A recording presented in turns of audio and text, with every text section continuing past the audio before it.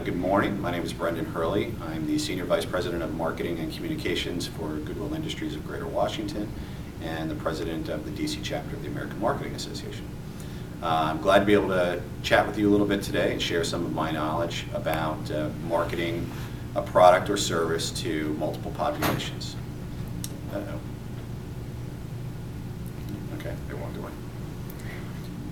Many of you, I'm sure, are familiar with Goodwill, primarily our retail operations. In the Greater Washington metropolitan area, we have 10 retail stores that really target multiple populations. We have very diverse shoppers, some that are there because out of need, they're low-income households, some that are vintage shoppers, some that are antique shoppers that will come in and buy merchandise in our stores and then resell them in their antique shops, and some that are just looking for a value.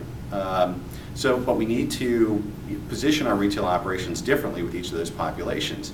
While what's important here is that the core message never changes. You have to have a consistent message. So the consistent message to all of our diverse shopper populations at Goodwill is that we offer good merchandise at a great price. That never changes. However, we position that message differently with each of those populations. When we're talking to stakeholders that are there because they're living on a limited income, we're really pushing the low price point. You can come to Goodwill and shop, and everything there is very inexpensive. When we're talking to the young, hip, vintage fashionista, we are really pushing the vintage side of things. You can get great vintage merchandise at Goodwill, great vintage fashions, but it's at a very low price point. Avoid going to those high-end vintage boutiques in Georgetown. You can get the same stuff at Goodwill for much less. And the channels that we use to reach each of those populations is going to differ as well. When we're talking to the general shopper population that's perhaps there because they're on limited incomes, we'll use traditional media because they're not likely to be online. They listen to the radio every day when they're in the car. So we use traditional media to reach them. But when we're talking to that young, hip, vintage shopper, those are people that are influencers, first adopters. They're much more inclined to utilize social media and be online and read fashion blogs and what have you, and communicate with one another using social networking. So we've been very successful at reaching and impacting the young, hip fashionista through a fashion blog that we developed and through our social media sites. And it's a great way for us to reach and impact that population while not alienating our core shopper, which is that family that's living on a limited income. So there are multiple ways to go about it, but that's how we do it at Goodwill. And what are some of the traditional media approaches you've used? We use a lot of radio, we use direct mail, we'll probably be using some TV this year. I'm a big believer in TV. The prices have gone down significantly, so it's become much more cost effective for us. But radio, the advantage of radio is that it's very targeted too. You can target specific populations that listen to specific radio formats, so it makes it a little bit easier than TV and reaching a specific segment. And how do you decide the mix of what you're using? Well, it's going to be somewhat subjective, determining what the proper mix is. So it's going to depend on really what the goal is based on a particular campaign or an overall strategic objective.